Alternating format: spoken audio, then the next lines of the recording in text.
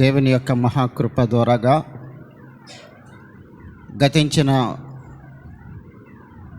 నెల మొదటి సమయం నుండి ఈ యొక్క నెల ఆఖరి గడియల వరకు కూడా దేవుడు మనల్ని కూడా సురక్షితంగా ఉంచారు. దేవుని ఆలయానికి రాగలిగాము. ఆయనను మనము ప్రార్థన చేసుకోవడానికి దేవుడు సిద్ధపరుస్తూ వచ్చారు. ఈ సమయాన్ని చూడలేక ఎంతోమంది ఈ లోకాన్నే విడిచి వెళ్ళిపోయిన వారు ఉన్నారు. అన్ని అవయవాలు సరిగ్గా ఉండి కూడా దేవుని ఆలయానికి రాలేని వారు కొంతమంది ఉన్నారు. అయితే దేవుడు మనకు కృప, ధన్యత ఇచ్చారు. కృప మాత్రమే కాదు, ఆయన మనకు ధన్యత ఇచ్చారు. కాబట్టి ఇక్కడ మనం ప్రార్థన కొరకై దేవుడు చేసినటువంటి గొప్ప మేలుకు ప్రతిగా ఆయన సన్నిధిలో మనం చేరి ఆయన వాక్యాన్ని వినడానికి, సహవాసంలో ఉండడానికి, అదే రీతిగా ప్రార్థనలు, యాచనలు, స్తుతులు చెల్లించుకునే ధన్యత దేవుడు మనకి ఇచ్చాడు. దీని కొరకై దేవునికి స్తోత్రాలు చెల్లిస్తూ ఉన్నాను. ఈ సమయంలో మనము ప్రార్థన కొరకై యోవేలు 2వ అధ్యాయము 12వ వచనము నుండి 13, 14, 15 వచనాలు మనము కలిసి చదువుదాం. యోవేలు 2వ అధ్యాయము 12, 13, 14, 15 వచనాలు కలిసి చదువుదాం.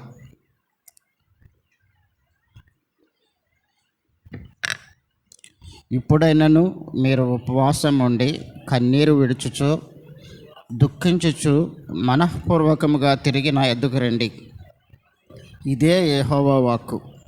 మీ దేవుడైన యెహోవా కరుణా వాత్సల్యములు గలవాడును, శాంతమూర్తియు, అత్యంత కృప గలవాడునయుండి తాను చేయను ఉద్దేశించిన కీడు చేయక పశ్చాత్తాపపడను కనుక మీ వస్త్రములను కాక మీ హృదయములను చింపుకొని ఆయన తట్టు తిరుగుడి. ఒకవేళ ఆయన మనసు త్రిప్పుకొని పశ్చాత్తాపపడి మీ దేవుడైన యెహోవాకు తగిన నైవేద్యములు, ప్రాణార్పణలు మీకు దీవెనలుగా అనుగ్రహించుడని ఎవడు చెప్పగలడు? సియోనులో బాకా ఊదుడి, ఉపవాస దినము ప్రతిష్ఠించుడి, ప్రతి దినము నియమించి ప్రకటన చేయడి. దేవుడు ఈ యొక్క వాక్య భాగాన్ని ఆశీర్వదించునుగాక. క్లుప్తంగా మనము దేవుని సహాయం కొరకే ప్రార్థించుకుందాం.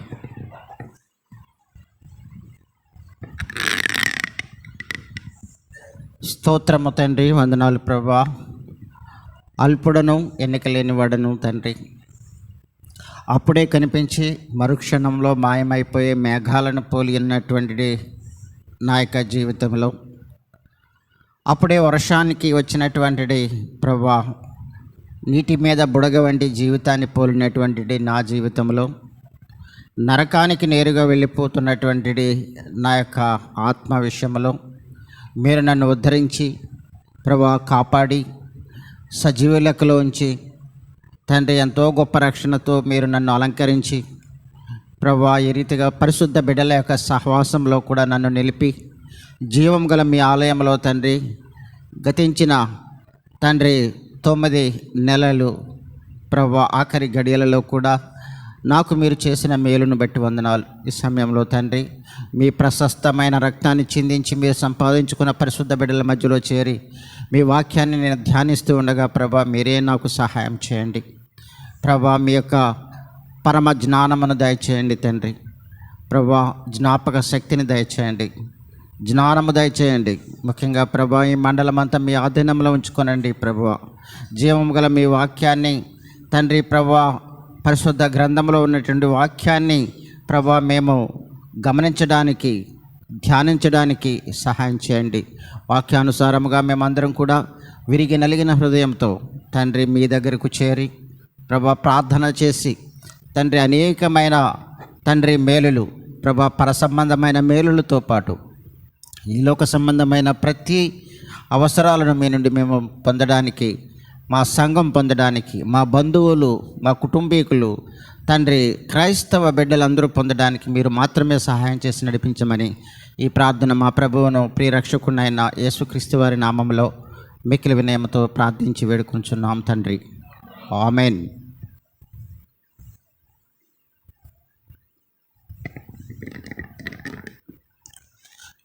దేవాది దేవుడు గుర్తు చేస్తున్నటువంటి మాట చూడండి. 12వ వచనము మనం చూసినటువంటి యోవేలు 2వ అధ్యాయం 12వ వచనం. ఇప్పుడైనను మీరు ఉపవాసం ఉండి, అంటే ఒకవేళ ఇంతవరకు మనం ఉపవాసం లేకపోతే ఇప్పుడైనను మీరు ఉపవాసం ఉండి కన్నీరు విడుచుచు దుఃఖించుచు మనఃపూర్వకముగా తిరిగి నా యొద్దకు రండి. ఇదే యెహోవా వాక్కు. యెహోవా ఇస్తున్నటువంటి వాక్యం ఏమిటి? చదవండి.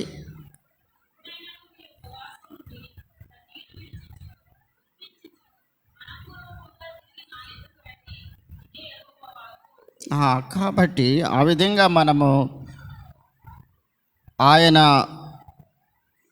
చెప్పిన రీతిగా యోవేలు 2వ అధ్యాయంలో 2వ అధ్యాయము 12వ వచనములో మీరు ఉపవాసం ఉండి కన్నీరు విడుచుచు దుఃఖించుచు మనఃపూర్వకంగా తిరిగి నా యొద్దకు రండి. మనం చేసే ప్రార్థన మొట్టమొదటిగా ఈ యొక్క రోజున, ఈ యొక్క సెప్టెంబర్ నెల 30వ తారీఖున ఆఖరి గడియలలో మనము ఉపవాసం ఉండి వచ్చాము. కాబట్టి మొదటి కార్యాన్ని మనం చేస్తున్నాం. ఏ కార్యం అది? ఉపవాసం ఉండి వచ్చాము. తర్వాత చేయవలసిన పని ఏంటంటే కన్నీరు విడుస్తూ దుఃఖించుచు మనఃపూర్వకంగా ఆయన దగ్గరికి రావాలని, అంటే ప్రార్థనలో మనం ఆయన దగ్గరకు చేరుకోవాలని. రావడం అంటే ఆల్రెడీ మనం వచ్చాం. వచ్చిన తర్వాత ఆ యొక్క హృదయం కలిగిన వారిగా, ఎటువంటి హృదయం అది? మనఃపూర్వకముగా కన్నీరు విడుస్తూ దుఃఖిస్తూ ఆయన యొద్దకు వెళ్ళాలి. వెళ్ళినప్పుడు ఆయన చెప్తున్నటువంటి మాట, ఆయన ఇచ్చినటువంటి వాక్కు ఏంటంటే, ఆయన తన గురించి చెప్తూ ఉన్నారు. ఏమని చెప్తున్నారు? 13వ వచనంలో,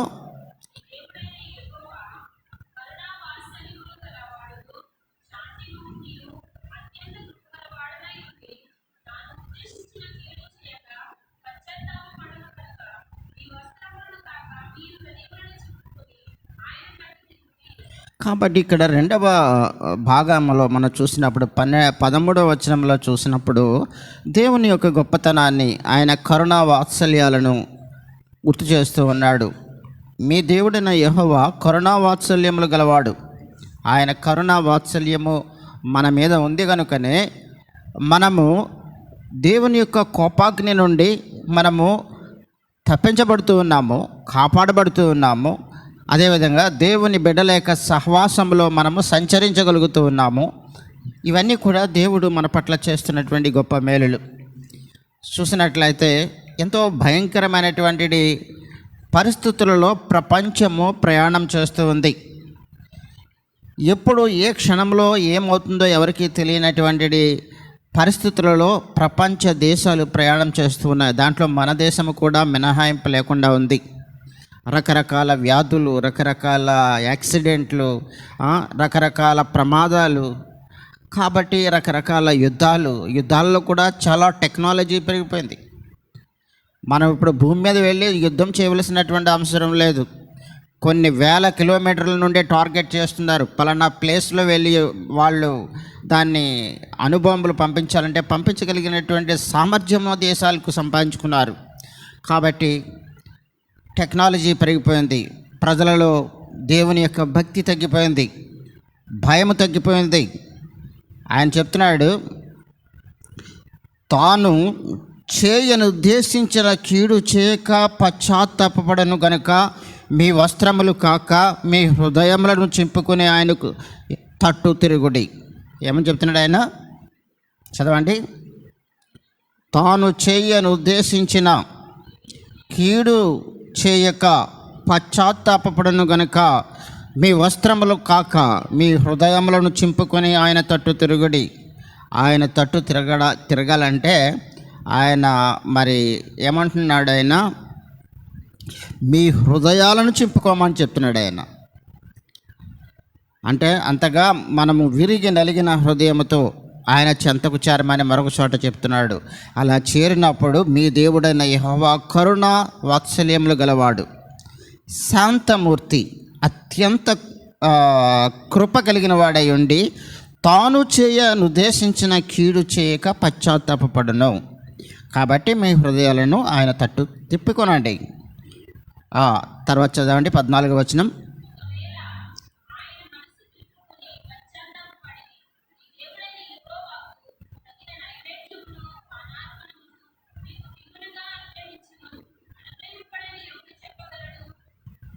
కాబట్టి ఆయన మీకు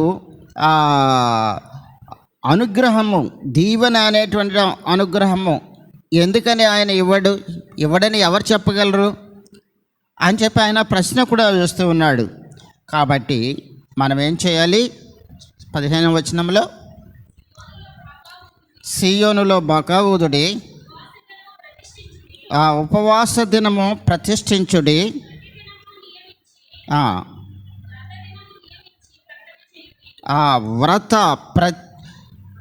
ప్రతి వ్రత దినము నియమించి ప్రకటన చేయడి. ప్రతిరోజు కూడా వ్రత దినము అంటే నిష్ఠాగరిష్ఠుడై అపోస్తులుడైన పౌలు గారి గురించి చెప్తున్నారు. ఆయనకి ఇవ్వబడినటువంటి రక్షణ విషయంలో ఆయన చాలా నిష్ఠ కలిగిన వాడిగా, చాలా భక్తి కలిగిన వాడిగా, చాలా భయం కలిగిన వాడిగా తూచా తప్పకుండా ఆయన జీవించాడు. ఆ విధంగా ఇక్కడ అదే విషయాన్ని ఉపవాసము ప్రతిష్ఠించడి, ప్రతి వ్రత దినము నియమించి ప్రకటన చేయడి. అంటే మనం చేసేటువంటి దేవుని పరిచర్య ఆ విధంగా ఉండాలని ప్రభు ఆశపడుతూ ఉన్నారు. అంత మాత్రమే కాదు, మనము ప్రార్థన చేయడం అన్నది చాలా ముఖ్యం, చాలా ముఖ్యం. ఎందుకంటే మొదటి సమూయేలు గ్రంథంలో ఆయన సమూయేలు చెప్తూ ఉన్నారు. మొదటి సమూయేలు గ్రంథం 12వ అధ్యాయం, మొదటి సమూయేలు గ్రంథం 12వ అధ్యాయంలో, నాకు పాపము, ఒకవేళ ప్రార్థన నేను ఇతరుల కొరకు చేయకపోతే, దేవుని బిడ్డల కొరకు నేను చేయకపోతే అది నాకు పాపము అని చెప్పి ఆయన అంటున్నాడు. మొదటి సమూయేలు గ్రంథము 12వ అధ్యాయము 23వ వచనము దయచేసి చదవండి.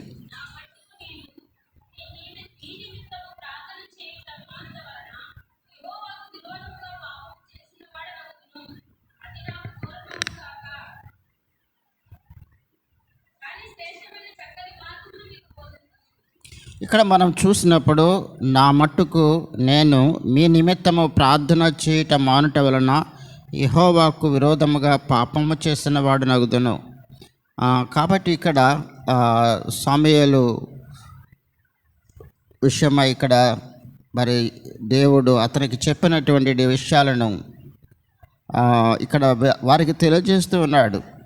ఏమని చెప్తున్నాడు? 19వ వచనం కూడా చదవండి.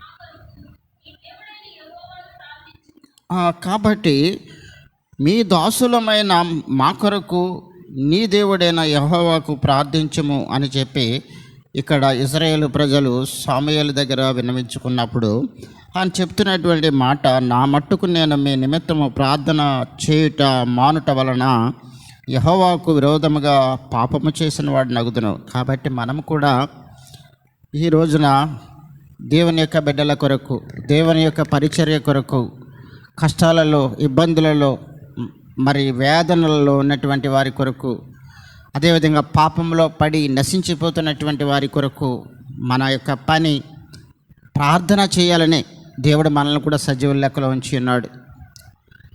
కాబట్టి మనము ఆ యొక్క విషయాన్ని తెలిసిన వారిగా మనము ప్రార్థన చేయవలసిన బాధ్యత మనపై ఉంది.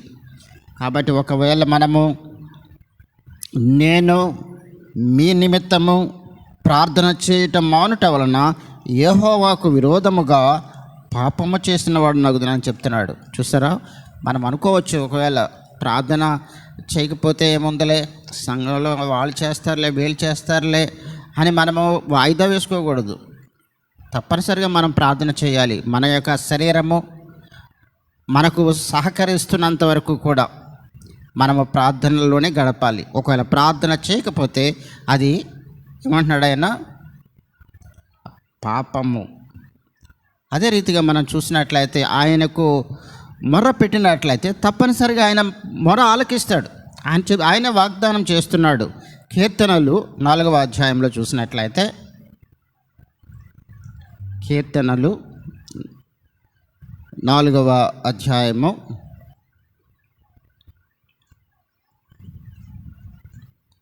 3వ వచనం 2వ భాగం చదవండి.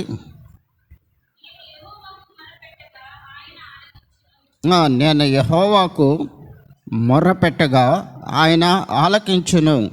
ఎందుకంటే యెహోవా తన భక్తులను తన కొరకు ఏర్పరచుకున్నాడని తెలుసుకున్నాడు. మనల్ని కూడా ఆయన ఏర్పరచుకున్నాడు. కాబట్టి తప్పనిసరిగా మనం ఆయన దగ్గర మొర్రపెట్టుకున్నట్లయితే ఆయన తప్పనిసరిగా మనకి చెవి యొగ్గుతాడు. అంత మాత్రమే కాదు, ఆయన మన యొక్క మొరను ఆయన ఆలకించి ఆయన మనకు సహాయం చేసేవాడిగా ఉన్నాడు. ఇదే విషయాన్ని జకరియా ద్వారా కూడా చెప్తున్నాడు. నేను యూదా వారిని బలశాలులుగా చేస్తానంటున్నాడు. ఆయన దేవుని బిడ్డలమైనటువంటి మనకు ఆయన బలశాలులుగా చేస్తాడు. నేను వారికి రక్షణ దయచేస్తానంటున్నాడు. ఆయన వారికి నివాస స్థలమును నేను ఏర్పరుస్తానని చెప్తున్నాడు. ఆయన వారి ఎడల నేను జాలి పడతానని చెప్తున్నాడు. ఎప్పుడు జాలి పడతాడు ఆయన? ఎప్పుడు ఆయన మనల్ని బలశాలులుగా చేస్తాడు అని అంటే మనం అడగాలి కదా, ముందుగా అడిగినప్పుడే చేస్తాడు. కాబట్టి చూడండి, ఒకవేళ అనుకోవచ్చు చాలామంది, నాకు చదువు లేదు, లేకపోతే నాకు జ్ఞానం లేదు అని మనమే అనుకోకూడదు. జ్ఞానము దేవుడే ఇవ్వగలడు. కాబట్టి నిజమైనటువంటి జ్ఞానము, ఆత్మ సంబంధమైన జ్ఞానము దేవుడు తప్పనిసరిగా ఇస్తాడు అడిగినప్పుడు. అంత మాత్రమే కాదు, ఆయన యూదా వారిని బలశాలులుగా చేస్తానని చెప్తున్న జకరియా 10వ అధ్యాయము ఆయన చెప్తున్నటువంటి వాగ్దానము మన పట్ల నెరవేరుతుంది తప్పనిసరిగా. అయితే మనం చేయవలసిన పని ఆయన దగ్గర మొర్రపెట్టుకోవడమే. అయితే ఆయన దగ్గర మొరపెట్టుకోవడానికి అపవాది ఎంత మాత్రము కూడా మనకు సమయాన్ని ఇవ్వదు. అదేవిధంగా శరీరము సహకరించదు. కాబట్టి అపవాది అనేక మంది హృదయాలలో ఆ యొక్క ప్రార్థన భారమును, ఉన్న భారాన్ని కూడా తీసివేస్తూ ఉంటుంది. చదవండి ఈ మాట, జకరియా 10వ అధ్యాయము 6వ వచనం.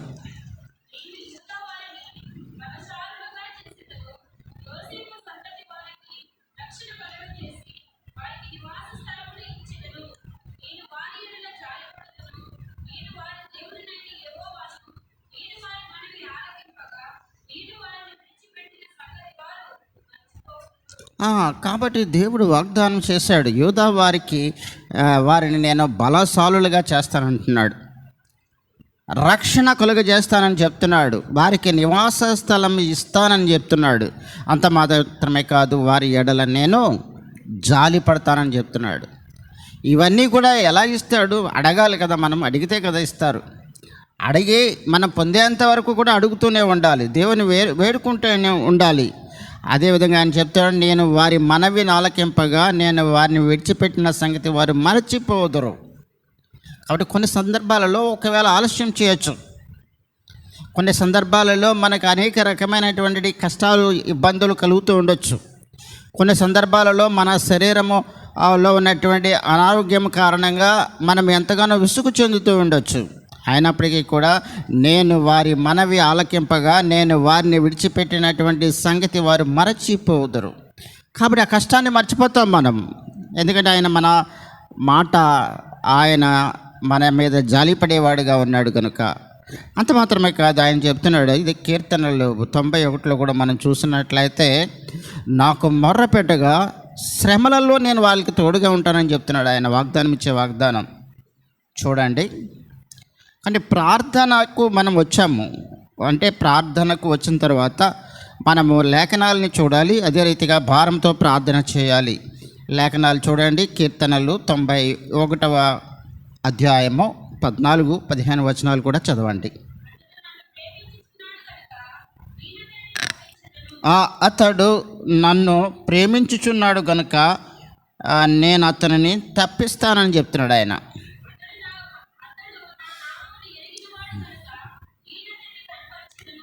తర్వాత రెండవదిగా, మనము ఆయన నామాన్ని ఎరిగి ఉన్నాము కనుక ఆయన మనల్ని ఘనపరుస్తానంటున్నాడు. ఇక్కడ ముందుగా చూసినట్లయితే తప్పిస్తాడు. ఎందుకని? ఆయన మనం ప్రేమిస్తున్నాము కనుక ఆయన మనకు వచ్చే కష్టాల నుంచి ఆయన తప్పిస్తాడు, బాధల నుండి తప్పిస్తాడు, శోధల నుండి తప్పిస్తాడు. రెండవదిగా, ఆయన నామాన్ని మనం ఎరిగి ఉన్నాము కనుక నేను అతనిని ఘనపరుస్తానని చెప్తున్నాడు. ఘనపరచడం అంటే చూడండి, మరి ఈ లోకంలో డబ్బున్న వారే ఘనమైన వారుగా అనుకోవచ్చు. కాదు, దేవుని బిడ్డలే ఘనమైన వారు. 15వ వచనంలో చూసినట్లయితే, అతడు నాకు మొర్రపెట్టగా నేను అతనికి ఉత్తరం ఇచ్చేదను. ఆయనకి మనం మొర్రపెట్టాలి. ముందుగా మొర్రపెట్టినట్లయితే ఆయన ఉత్తరం ఇస్తానంటున్నాడు. ఏ విధంగా ఉత్తరం ఇస్తానంటున్నాడు? శ్రమలలో నేను అతనికి తోడై ఉంటాను, అతనిని విడిపించి అతనిని గొప్ప చేసేదను,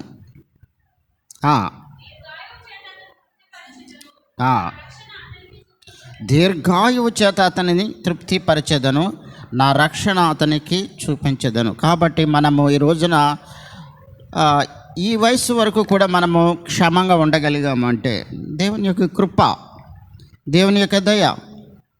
కాబట్టి ఈ విషయంలో మనము దేవునికి ప్రార్థనలు చేయాలి, దేవుని హెచ్చించాలి.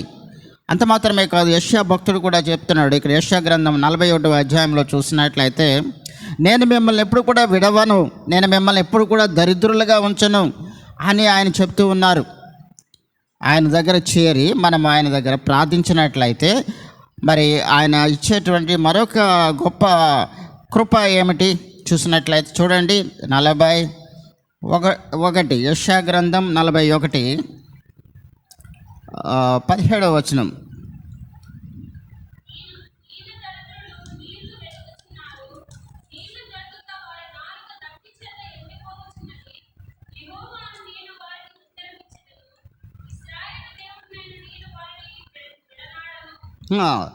దీన దరిద్రులు నీళ్లు వెతుకుచున్నారు, నీళ్లు దొరకక వారి నాలుక దప్పిక చేత ఎండిపోవచ్చున్నది. యెహోవాను నేను వారికి ఉత్తరం ఇచ్చేదను, ఇశ్రాయేలు దేవుడు నేను వారిని విడనాడను. కాబట్టి ఎవరైతే దాహము కలిగి ఉన్నారో దేవుని పట్ల, వారికి ఆయన అంటున్నాడు, నేను తృప్తిపరుస్తాను అంటున్నాడు ఆయన. దప్పిక చేత ఎండిపోవచ్చున్నది, కాబట్టి నీళ్లు దొరకక వారి నాలుక దప్పిక చేత ఎండిపోవచ్చున్నది. యెహోవాను నేను వారికి ఉత్తరం ఇచ్చేదను, ఇశ్రాయేలు దేవుడిని నేను వారిని విడనాడను అని చెప్తున్నాడు. ఏ విధంగా విడనాడు?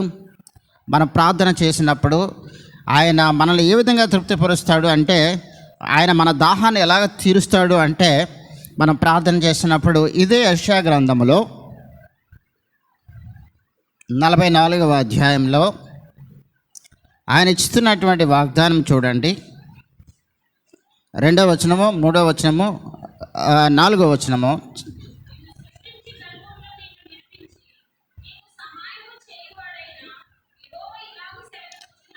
ఆయన మనకిస్తున్నటువంటి వాగ్దానము, మనకిస్తున్నటువంటి యొక్క మూల్యమైనటువంటి ధైర్యము ఏంటంటే, నిన్ను సృష్టించి గర్భములో నిన్ను నిర్మించి నీకు సహాయము చేయువాడైన యెహోవా ఇలాగూ సెలవిచ్చుచున్నాడు. గుర్తు చేస్తూ ఉన్నాడు ఆయన ఈ సందర్భంలో.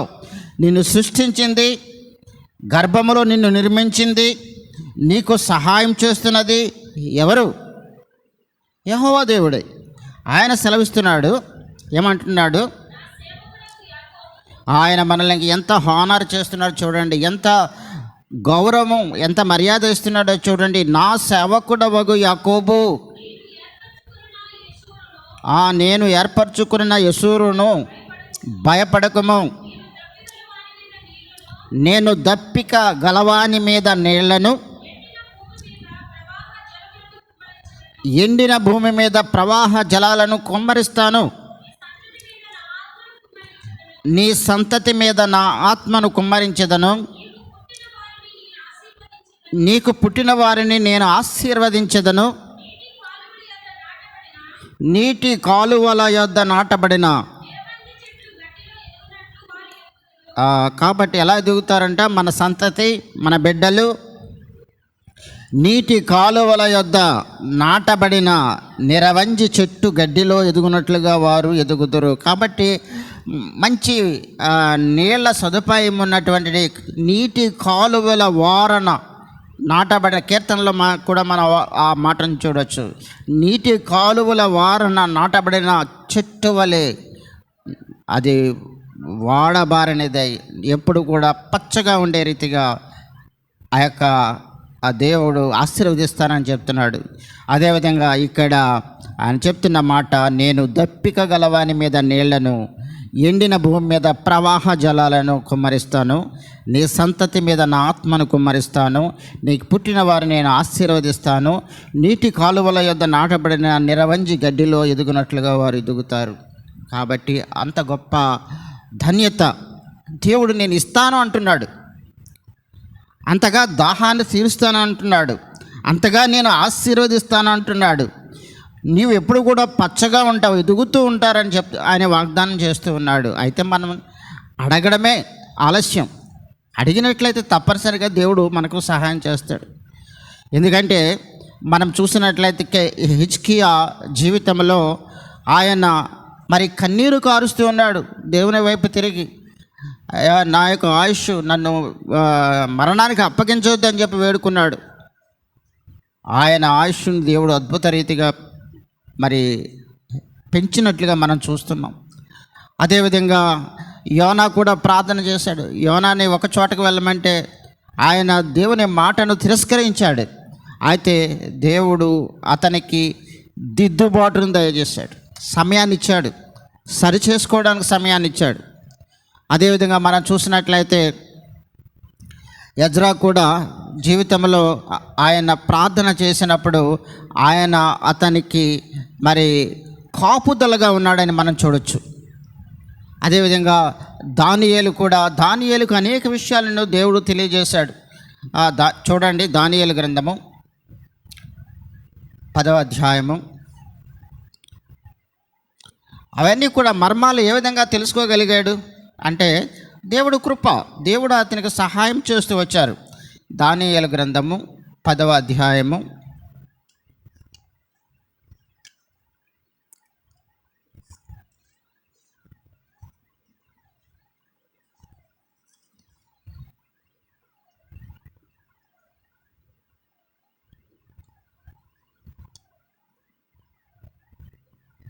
దానియేలు గ్రంథం 10వ అధ్యాయము.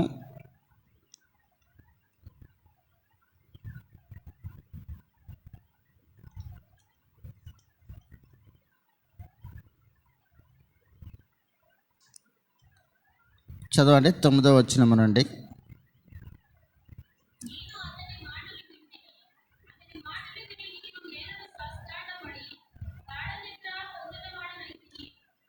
చదవండి కంటిన్యూగా 12 వరకు.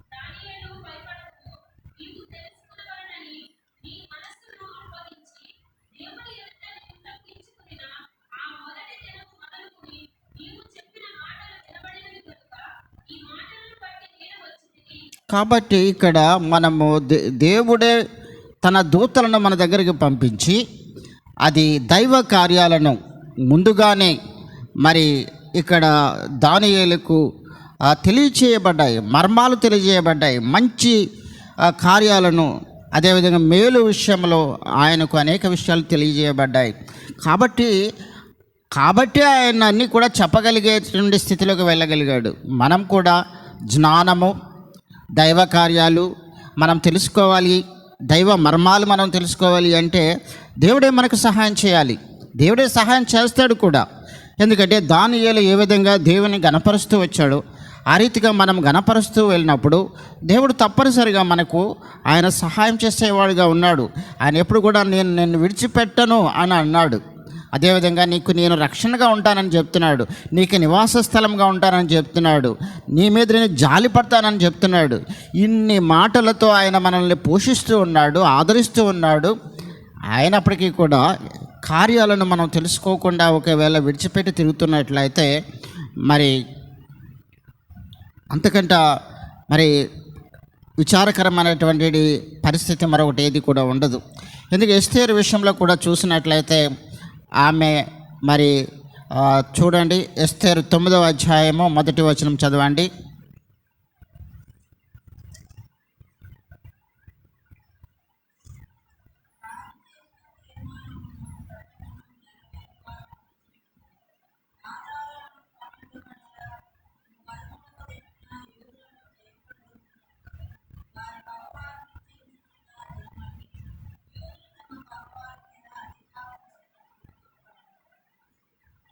కాబట్టి ఇక్కడ మరి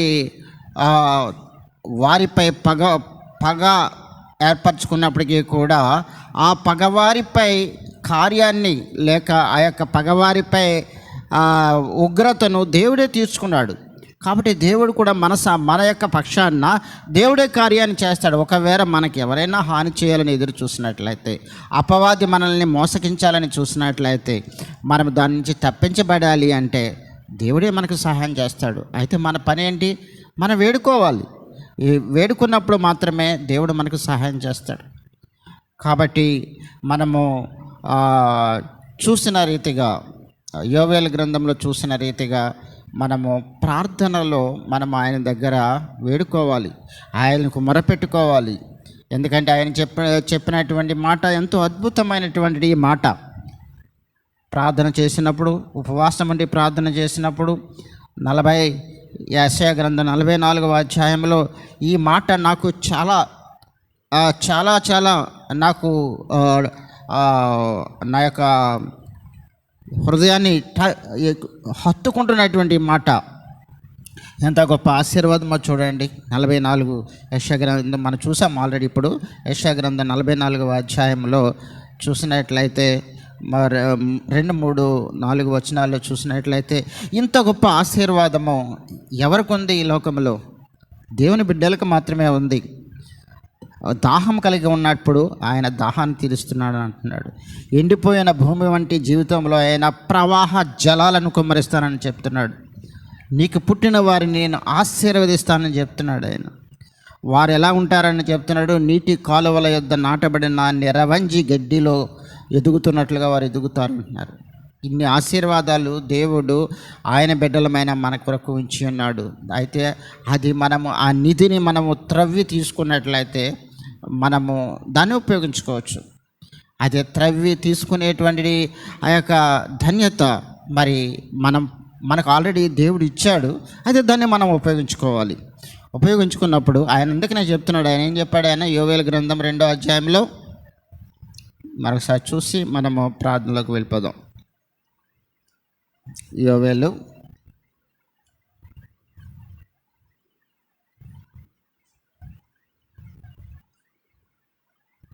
2వ అధ్యాయంలో మనం చూసినప్పుడు,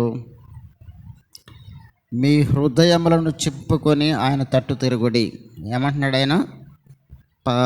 13వ వచనం 2వ భాగంలో చూసినట్లయితే, మీ హృదయములను చింపుకొని ఆయన తట్టు తిరుగుడి, మీ వస్త్రములను కాక. వస్త్రములంటే ఫర్ ఎగ్జాంపుల్ మన పెదవులతో మాత్రమే కాక మన హృదయ అంతరంగాల నుండి మనం ప్రభువుని వేడుకోవాలి. వేడుకున్నప్పుడు ఆయన తట్టు తిరిగినప్పుడు ఆయన ఏం చేస్తానంటున్నాడు? మరి ఆయన మీకు దీవెన అనుగ్రహించును. దీవెన, బ్లెస్సింగ్స్ ఇస్తారని చెప్తున్నాడు ఆయన. కాబట్టి ఒకవేళ ఈ లోకంలో ఉన్నటువంటి బ్లెస్సింగ్స్ మాత్రమే కాదు, మెయిన్ మనకి పరలోక సంబంధమైనటువంటి ఆశీర్వాదాలు. 14వ వచనంలో 2వ భాగంలో రాయబడింది, మీకు దీవెనగా అనుగ్రహించును. అనుగ్రహింపడని ఎవడు చెప్పగలడు? ఎవరు ఛాలెంజ్ చేయగలరు అని చెప్పి ఆయనే ప్రశ్న వేస్తూ ఉన్నాడు. కాబట్టి ఉపవాస దినాన్ని ప్రతిష్ఠించండి, ప్రతి దినము నియమించిన ప్రకటన చేయండి, ప్రతి వ్రత దినమును నియమించి ప్రకటన చేయండి. కాబట్టి ఆయన పని మనం చేస్తూ ఉన్నప్పుడు, ఆయనను వేడుకుంటూ ఉన్నప్పుడు, ఆయన వాత్సల్యం గలవాడు, ఆయన దయామయుడు, ఆయన మనకి సహాయం చేసేవాడు. అంత మాత్రమే కాదు, యోవేలు 2వ అధ్యాయము మరొక వచనము 28వ వచనం కూడా చదవండి. సేమ్ చాప్టర్, యోవేలు 2:28.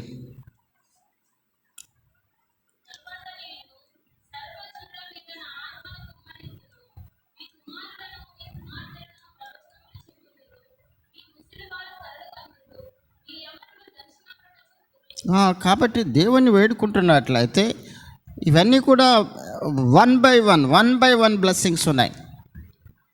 ఎటువంటి బ్లెస్సింగ్స్? యెషయా గ్రంథం 44లో మనం చూసిన బ్లెస్సింగ్స్ మాత్రమే, ఆశీర్వాదమే మాత్రమే కాదు, సర్వజనుల మీద నా ఆత్మను కుమ్మరిస్తానని చెప్తున్నాడు ఆయన. ఎంత గొప్ప ఆశీర్వాదం! ఆయన ఆత్మ మన మీద కుమ్మరించడం అంటే మనం ఎంత ధన్యులము.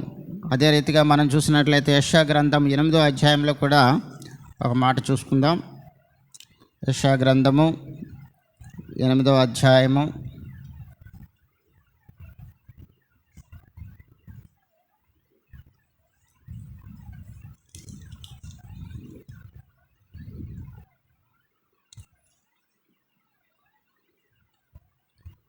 8వ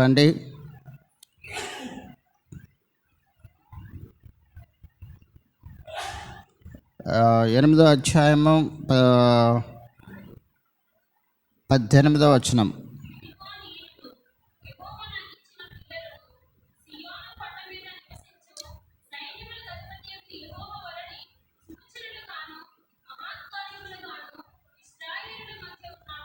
మనం ఎక్కడున్నాము? ఇశ్రాయేలు ప్రజల మధ్యలో ఉన్నాము. ఏ విధంగా ఉన్నాం మనము?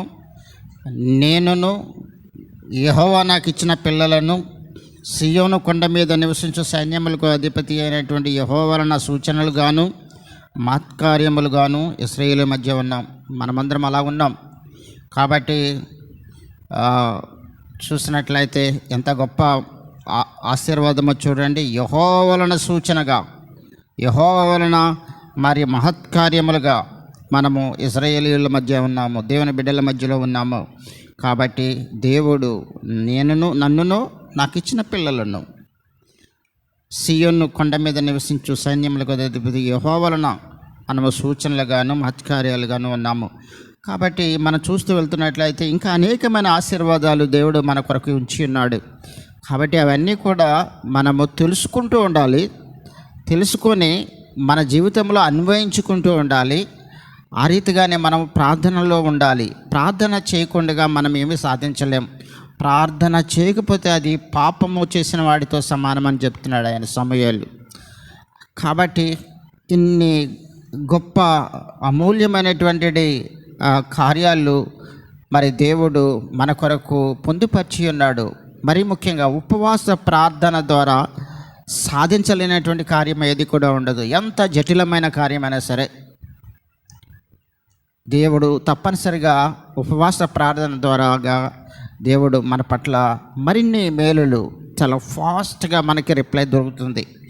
కాబట్టి ఇవన్నీ కూడా మనము తెలుసుకునేవారిగా, అదేవిధంగా జీవితంలో అన్వయించుకునేవారిగా ముందుకు వెళ్ళడానికి, ప్రార్థనలో ముందుకు వెళ్తూ అనేక మంది మనము ఆశీర్వదించబడడం, అదేవిధంగా మన ద్వారా అనేక మంది ఆశీర్వదించబడడానికి దేవుడు సహాయం చేయను గాక. దేవుడు ఈ వాక్య భాగాన్ని ఆశీర్వదించును గాక. విన్న వాక్యాన్ని ఆధారం చేసుకొని మన కొరకు, మన బిడ్డల కొరకు, మన సంఘం కొరకు, అదేవిధంగా సర్వలోకంలో ఉన్నటువంటి క్రైస్తవ సమాజముల కొరకు మనము భారంతో ప్రార్థిద్దాం. విన్న వాక్యాన్ని ఆధారం చేసుకొని మరి ముందుగా ఫస్ట్ ప్రేయర్ రిక్వెస్ట్. మన బేతేలు యొక్క సంఘంలో చాలామంది బిడ్డలు మరి రాలేని పరిస్థితుల్లో ఉంటున్నారు. ఆదివారం ఆరాధనకు కూడా రాలేని పరిస్థితుల్లో చాలామంది ఉంటున్నారు. కాబట్టి వారి పట్ల మనము కన్నీరుతో ప్రార్థన చేయవలసిన వారమై ఉన్నాం.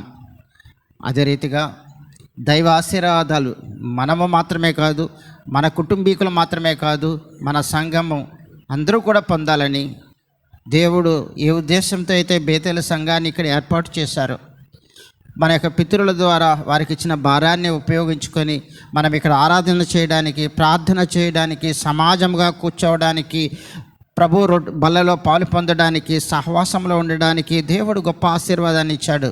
దాన్ని మనం ఉపయోగించుకుంటూ మనము మన బిడ్డలు ఆశీర్వదించబడడానికి దేవుడు సహాయం చేయాలని ప్రార్థన చేయండి. ఆదివారం ఆరాధనకి ప్రతి ఒక్కరూ కూడా, ప్రతి విశ్వాసి, యేసుక్రీస్తుని అంగీకరించిన ప్రతి విశ్వాసి కూడా రావాలని, ప్రభుని ఆరాధించుకోవాలని ప్రార్థన చేయండి. ఆ తర్వాత సమాధానం లేకుండా అనేక సంఘాలలో ఉన్నాయి, ముఖ్యంగా హెబ్రోను కొరకు, యెహోవా కొరకు కూడా ప్రార్థన చేయండి. ప్రభు చిత్తమైతే మన యొక్క బేతేలులో కూడా రాబోయే రోజులలో స్పెషల్ మీటింగు మనము ఏదైనా ఒక మంచి సేవకులను రప్పించుకొని మరి అనేక మందికి ఆహ్వానం తెలిపిచేసి మరి మనం కూడా మరి ఆత్మీయమైనటువంటి బలాన్ని పొందడానికి స్పెషల్ ఫుడ్, మనం పండగల టైంలో బిర్యానీలు లేకపోతే మంచి మంచి పలహారాలు తింటూ ఉంటాం. అదే రీతిగా మనం కూడా మంచి పౌష్టిక ఆహారం, రుచికరమైన ఆహారం, ఒక సంతోషకరమైనటువంటి పండగలా చేసుకోవడానికి దేవుడు మనకి అనుగ్రహం దయచేయలాగన ఈ ప్రార్థన విన్నపాన్ని మొట్టమొదటిగా ఒకరు చేయండి. తర్వాత చెప్పబడే అంశాల కొరకు కూడా ఒకరి తర్వాత ఒకరు ప్రార్థన చేయండి. ప్రభు ఆ విధంగా నడిపించును గాక.